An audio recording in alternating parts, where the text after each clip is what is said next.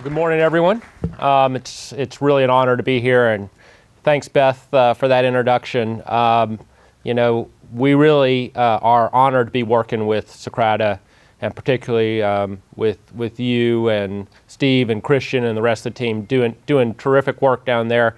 My job usually is just to take as much credit as I can for everything. In your introduction, you gave a lot of credit to my team and to Socrata for the work that they've done, and they deserve it. Really, we have people who have these things as core values.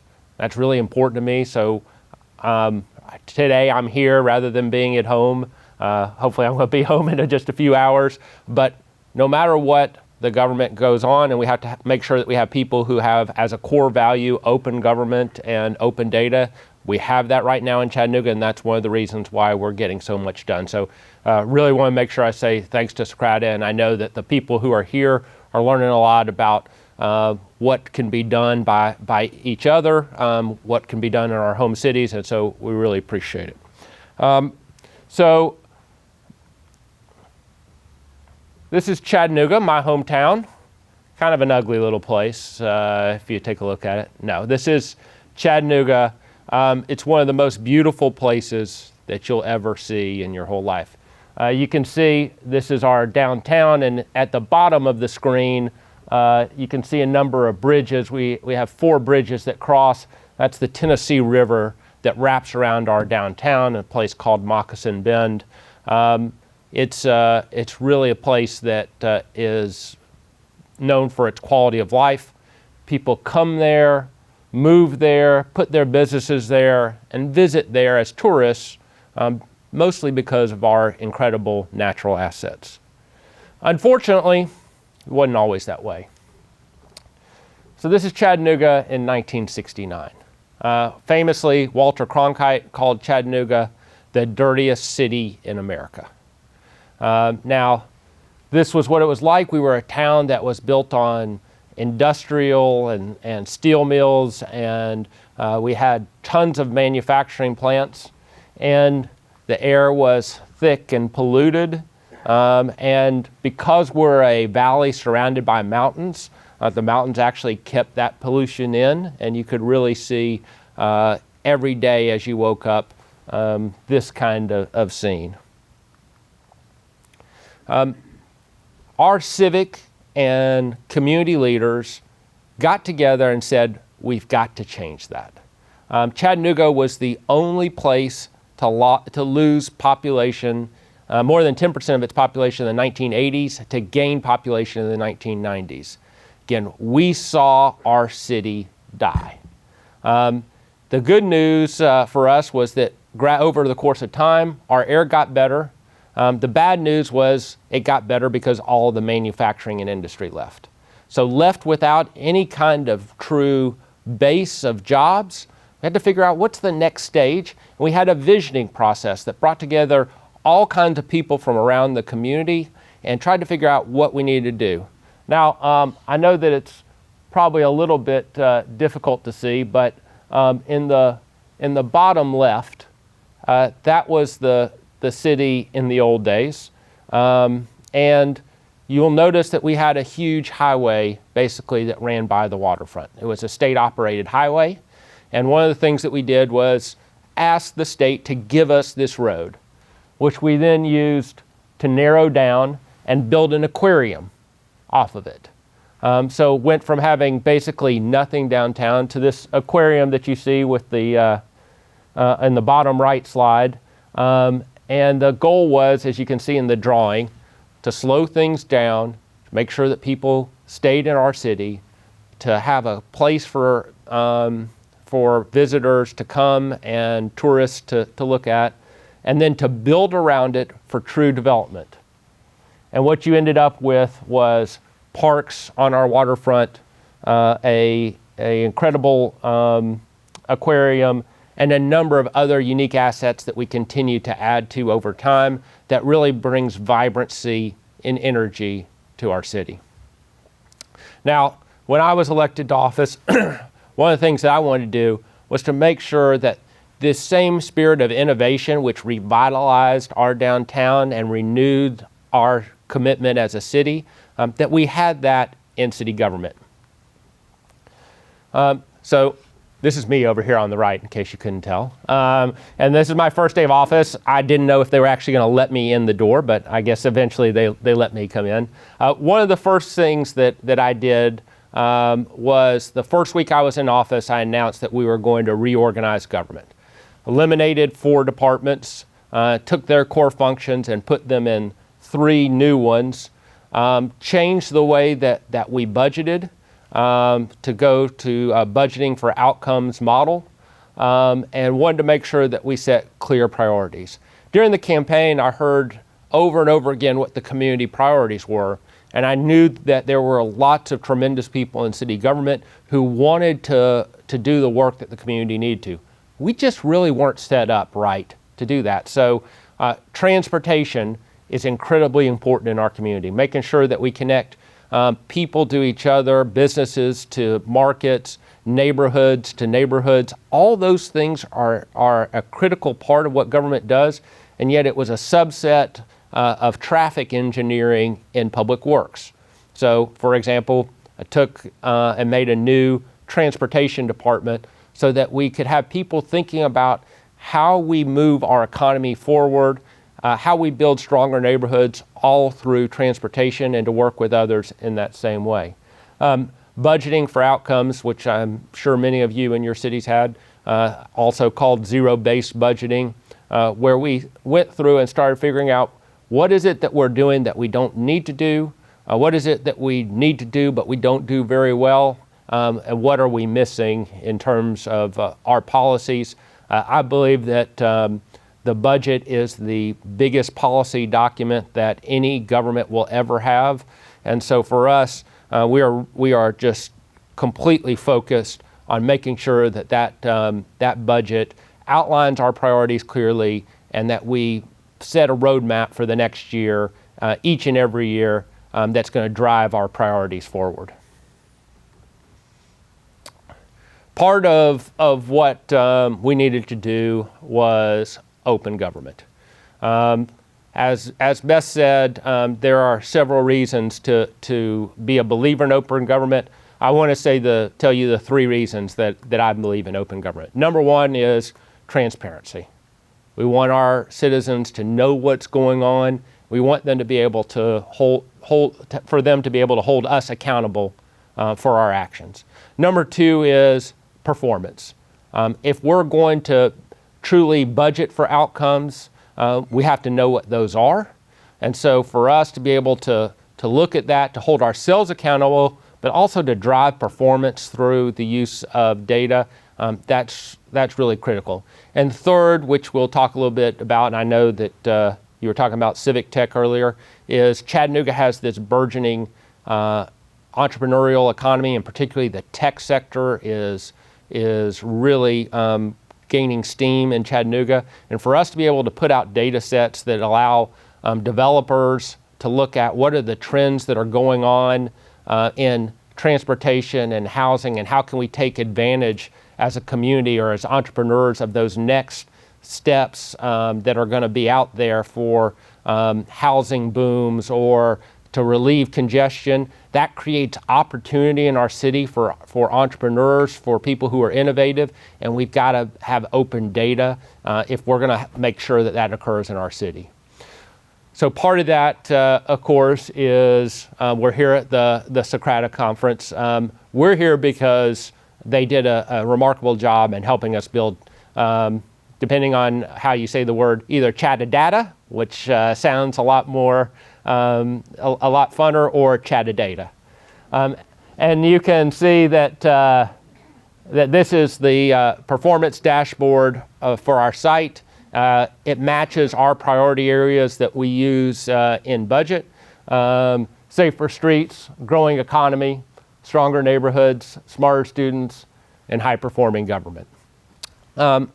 This has been a tremendous hit in our community, and it allows us really to fulfill, I think, a good portion of what we're trying to do with open data.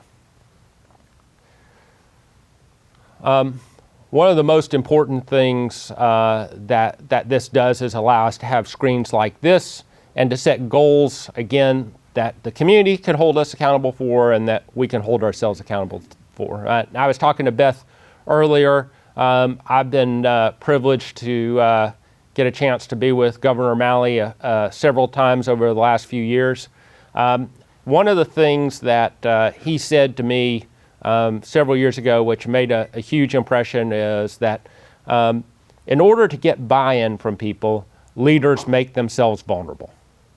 And that's the reason that you set goals. If you just set a goal that says, that's easily met, nobody goes all in to help you because they know that it's going to happen anyway, that's no big deal, it's just government as usual. But when you set a bold goal, you say, here's where we're going, here's where we have to be, then people buy in because they understand the nature of what you're doing. They know that the community will not succeed without your help, and you can truly bring people together.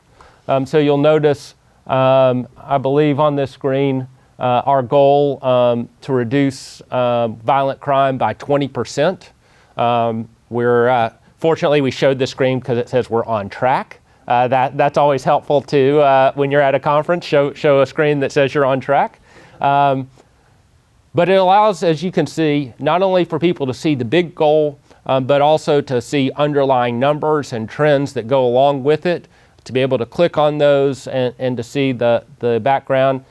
You can't really see as you go down farther, but also on our screen we have descriptions of what's going on.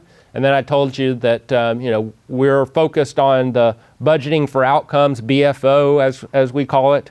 And so you can see to your right that is partially covered the BFO offers that we funded in 2015 in order to reduce violent crime by 20%. Again, linking up what we're doing with our goals with the actual numbers. That's a terrific part of Chattanooga, and we really are excited about what it's bringing to our city. But that's only part of it.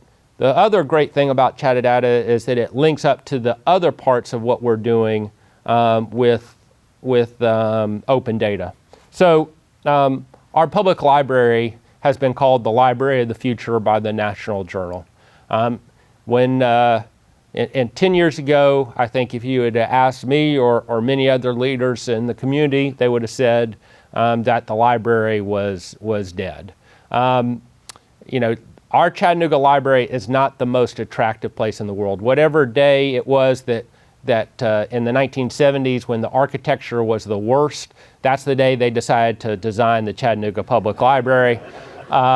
It's an unattractive building. It's not necessarily in the greatest block of downtown in terms of activity, and nobody went there.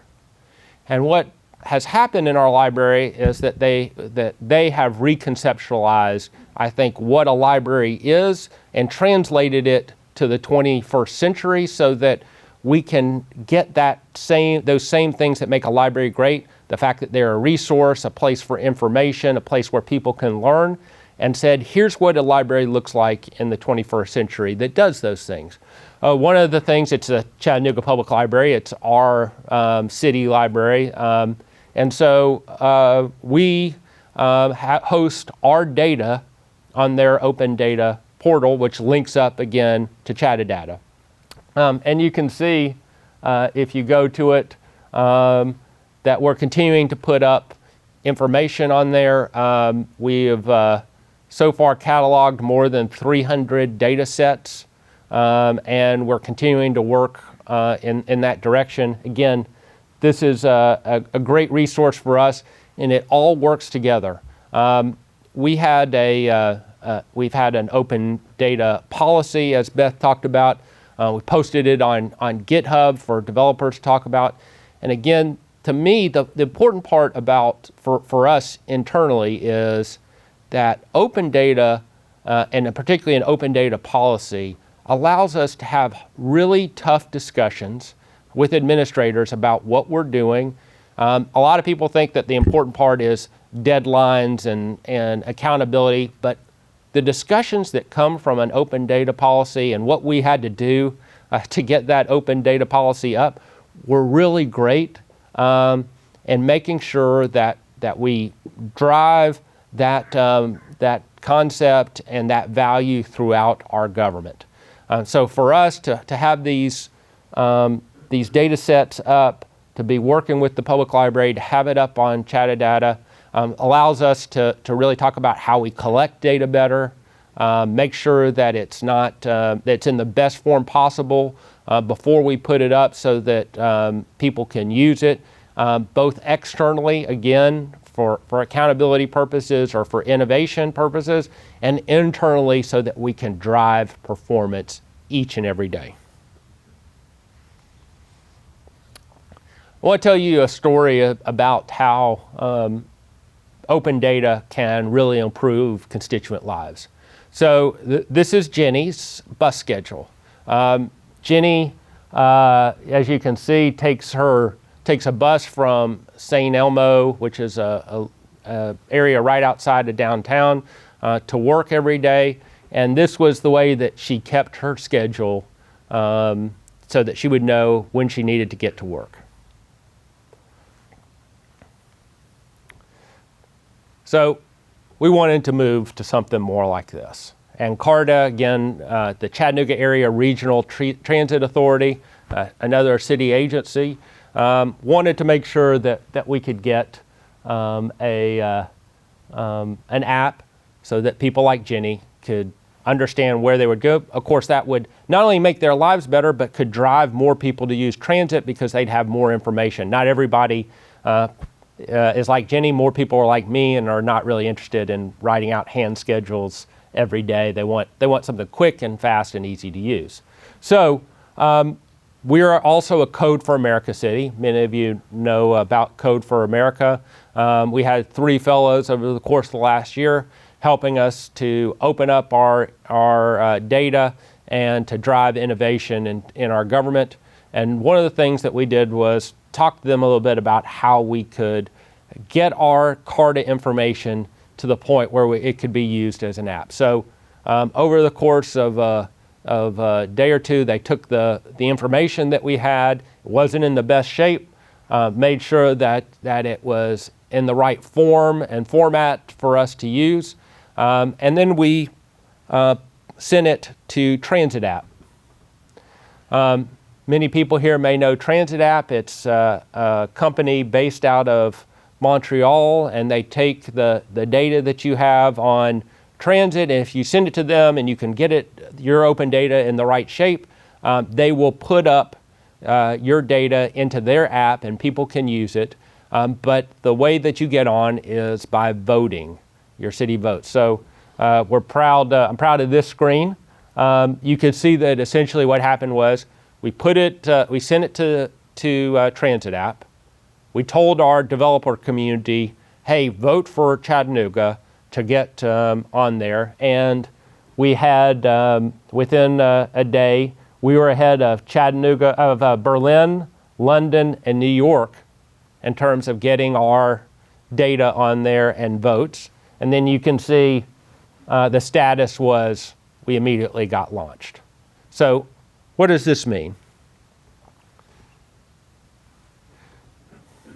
Initially, CARTA wanted to do an RFP for an app which would have cost us hundreds of thousands of dollars. It would have taken us a significant amount of time to develop this app and to figure out if it worked, to beta test it and everything else. Instead, what we got was in 3 days, we cleaned the data, we sent it to Transit App, we told our developer community and our open data community, Open Chattanooga launched a campaign, we got voted to the head of the line, and with no RFP and $0, anybody now can download Transit App and find out the bus schedule for Chattanooga. To me, that's awesome. It makes a true difference in people's lives. But we also know that as we spread our digital platform and that we offer those services more, we have to ensure that the customer and the constituents are getting what they need from our data. So we started what we call our Civic User Testing Group. As far as I know, we're the only mid-sized city in the country doing this. And the goal was to ensure that we put out our websites and apps, but not just apps, like our financial forums, anything that people use. We bring together groups of people and test those forums, test what we're doing, test those apps, and ask people, to rate them, to give us their feedback. We look at things like track their eye movements and everything else, so that we can ensure that they get the best customer experience possible. So here you see a picture of our Civic User Testing Group. I'm going to be honest, it's not actually our Civic User Testing Group. It's like a stock picture because we haven't thought yet to take a picture of our Civic User Testing Group. But if we did, this is kind of what it would look like. But here's what we're trying to do is we are making sure that we think about our constituents first, that as we drive towards open data, it's open data with purpose and reason. And again, that purpose is to improve the lives of our constituents. While it's a value for us, the value comes from a place that is, how do we make things better for Chattanoogans each and every day? To me, the Civic User Testing Group is part of that. And again, we call it the CUT group. Whether it's an open data or apps, or just the form that people come in to fill out when they interact with the treasurer's office to pay their property taxes. We want to make our citizens' lives better. And again, part of this is about creating a culture of innovation in Chattanooga. To me, this is one of the greatest purposes that government has in 2014. I believe that we live in the innovation century. Anything that can be done by computers or robots in the future will be done by computers or robots. And if you go around Chattanooga, the home to the only U.S. manufacturing plant for Volkswagen, you will, I think, no doubt agree with me. Today, when we see our manufacturing renaissance, it's not a bunch of people lugging around a motor to place in a new VW Passat. Instead, what you see are robots building a machine, and the thousands of people that work at Volkswagen, to a large extent, are programming the robots or maintaining the robots to ensure that they work right every day. Now, this is transformational. So what human beings have to add, what we have is creativity and understanding and innovation. And so for us to be able to be a successful economy in the coming century, we have to have innovation throughout Chattanooga, and I would say any mid-sized city in this country. So for us, when we talk about government innovation, it's as part of a larger plan for what Chattanooga has to be like as an innovative economy. And our open data matches the other things that we're doing. Here you see a picture of our gig tank. That is where we bring in tons of entrepreneurs and teams of people to think about the next stage applications. Hundreds of people attend this, but it's not just, again, our gig tank. We have 48-hour launches and reverse pitches and hackathons, and I mean, you name it, and we're doing it. I started an innovation district in Chattanooga to ensure that each and every day we're making those connections between existing business and entrepreneurs and our research and university staff and creatives who are in Chattanooga, again, to participate in that innovative economy. To me, the innovation district is about growing our innovation economy. It's about making those connections, because that's where sparks fly when you have existing businesses talking to entrepreneurs, talking to people who are at the cutting edge of research. the interactions that you get are where people form new ideas and you can actually see businesses form. That's really important for our area. And I think government, while not always the cutting edge of innovation, has to be a player in that, and certainly signals to the market and to your community the importance that innovation plays in it when you have open data and cut groups and budgeting for outcomes on the web and everything else. Oh yeah, Chattanooga also has the fastest, cheapest, most pervasive internet in the Western Hemisphere.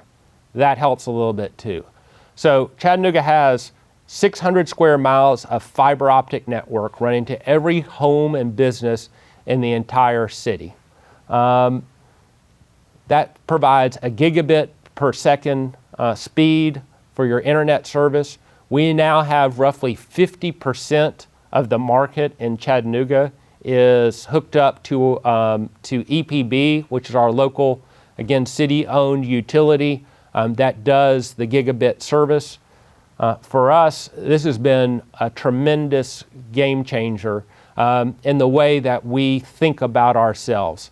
As I told you, Chattanooga was a city that had died in the 1970s in terms of industry. Even as we started to come back, there still really wasn't this forward momentum that we've seen over the last 5 or 6 years. The gig has totally changed our conception of ourselves. We now see Chattanooga as being at the front of the curve rather than at the end. And so the number of businesses and startups that are happening right now in Chattanooga, and again, thinking about a booming tech sector in a mid-sized southern city often is a stretch for people. In Chattanooga, I hear we see venture capitalists from Silicon Valley sitting in our city, and when I talk to them, they say, there's no other place in the country that's doing what we are. But we know that technology doesn't solve every problem. We have issues of poverty and income inequality, and we understand that not all of our citizens, because we have a gig and a cut group and open data, are going to instantly see results. And so screens like this are a reminder to all of us that, that this is the reality for too many of our citizens. That's why, to me, what we do every day is so important. Again, every day that I'm in the office, that I talk to staff, we talk about these things: a growing economy, smarter students, stronger neighborhoods, and safer streets. The other things that we talk about, sometimes we have to get distracted by the events that occur in the newspaper or things that happen that are beyond our control. But we always come back to those 4 priorities and the way in which a sounder government can make our streets safer, strengthen our neighborhoods, ensure that every child has an opportunity to grow and succeed in Chattanooga, and to grow our economy and create jobs. So I know that this picture looks like Rivendell or Narnia or some place of true factual lore, but in fact this is Chattanooga, Tennessee. Outdoor Magazine called us best town ever. You do not want to be the mayor when you lose that title.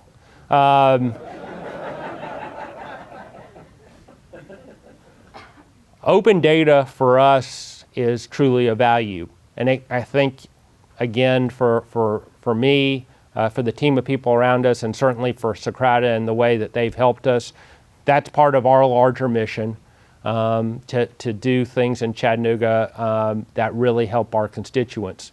I believe that I live in the greatest mid-sized city in America. A big reason is because our government is focused on the innovative ways to drive results for our constituents. Thank you very much.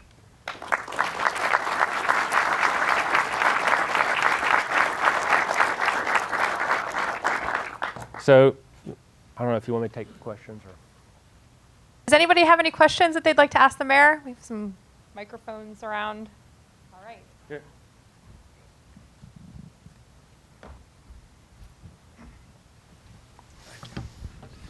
Hi, Mayor. Chris Dwelly from the City of Boston. If you've ever seen Boston City Hall, you know we share your pain with brutalist architecture. I was there. I was with Mayor Walsh speaking about innovation about a week ago. So and we looked at it. It's a little rough. Question on the thought process for you guys behind having your library host your open portal. I think that's an interesting concept. Typically, you see technology departments hosting that. So just wanted to hear your thoughts on the reasoning behind that. Right. So I think that's a great question. The question was, I guess you had the microphone. The reason that we're doing it with the library, I think, is it makes conceptual sense, and then for Chattanooga, with what's going on at the library, it makes local sense. Conceptually, the library is a place that's supposed to be an open resource. It's where people should be able to go, and they are constituent and outward focused. Technology departments aren't always outward focused. Libraries are a place where anybody can walk in every day and use whatever they want. That's what we want our open data portal to be. So conceptually, to me, I think there's a lot of sense in having the library focused. Now, they obviously work really hard with our CIO and with our data people, but we also want to incorporate data from other organizations, and the library is a very friendly way to do that. To say there's all kinds of different people that if you want to put out open data, it's not just about city government. There are other organizations and places that can do it. And the minute that it's ours and only hosted by us, we kind of knock all that out. It's just not something people don't want to turn over their data to their government, even though, of course, the library is the city. But it's a much friendlier way to do that. And I think, secondly, as I said earlier, right now the library has the fourth floor, which really is a cinder block area of just concrete, which was all storage, and they cleared it out, and it's maker space with 3D printing, and each and every, if there was an event like this in Chattanooga, it'd be on the fourth floor of the library. They've done a tremendous job of branding this, again, library of the future aspect. And so, for us to have it at the library makes local sense because it's very much a part of the library's mission, and the developer community and people who believe in open data are at the library frequently talking about the next phases of everything. So in Chattanooga, it just makes a lot of sense. Somebody a couple rows back.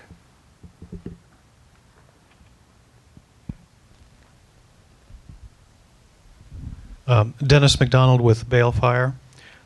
Question, you mentioned that you had tough discussions with departments and administrators based on the data. Could you say something more about how you manage that process and how you use the data? Sure. Well, we're in it's always a good situation because I hired all the department heads, and that makes those discussions a little bit easier. I recognize that our administrators have tons of things to do, right?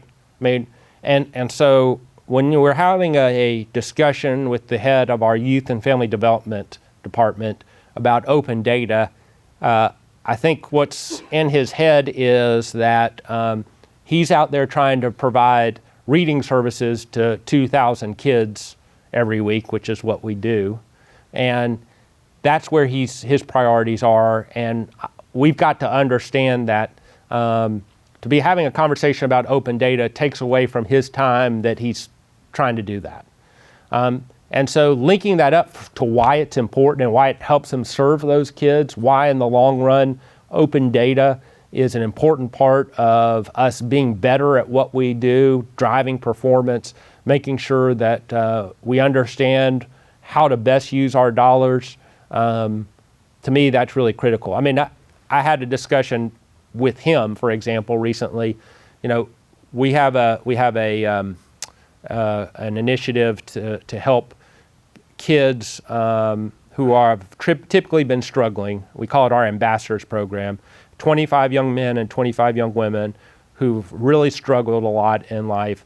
They've been nominated by the community as people who need to be turned around, and we have an intensive program that lasts all year long, 8 hours a week. They work in our youth and family development centers and try to turn their lives around. It's remarkably successful over the course of the last couple of years. It's also anecdotal.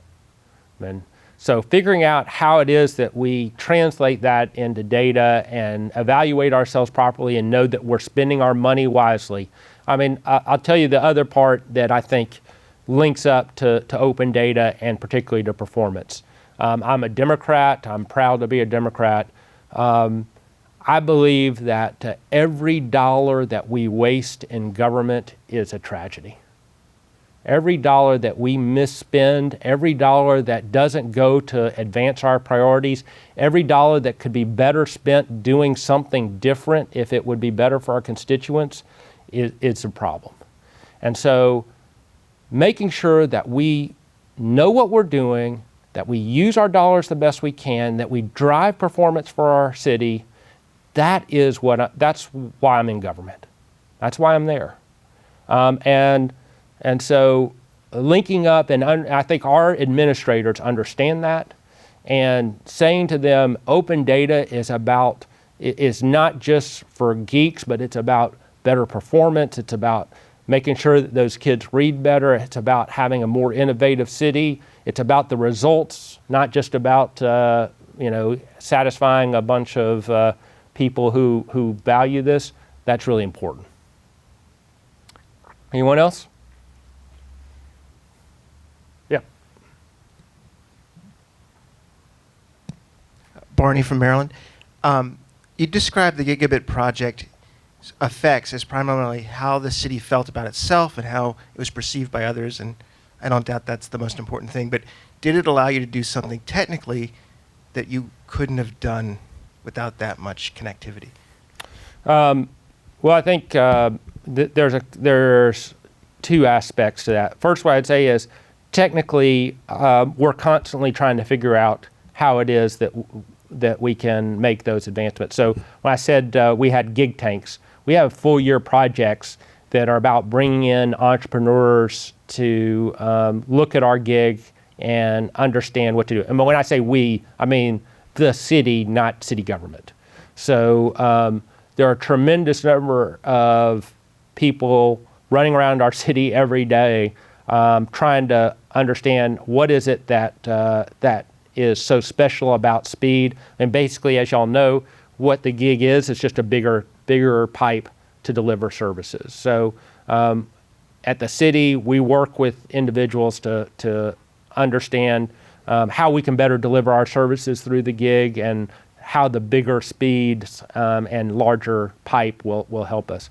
But I think second, what I would say is the fact that this is a municipal service is really important. So municipal broadband is important because it's broadband with public purpose. And we certainly see it that way. So digital equity is much easier to talk about and to me to do something about because we're in control of the pipes rather than a private provider. Now, it's not quite as easy as it sounds. It never is. Boston behind you, they've done great stuff with Tech Goes Home. We're bringing that to Chattanooga. It's one of the things that we're doing to make sure that we don't just provide access, but we provide digital literacy as well. Again, I think digital equity is a big part of what we can do with our gig. It's not about the speed, but it's about controlling the pipes and making sure that we know that every home and business has access again. So if every home is going to be connected up to our gig, we should make sure that people have real usable ability to do things on it. And right now, that's just not the case. And spreading that and making sure that more and more kids particularly grow up with the gig, understanding what it can do, having access, being literate in terms of the internet, that's important to the future of our city. All right. Thank you so much, Thank you again. Mayor Berke. Thank you so much.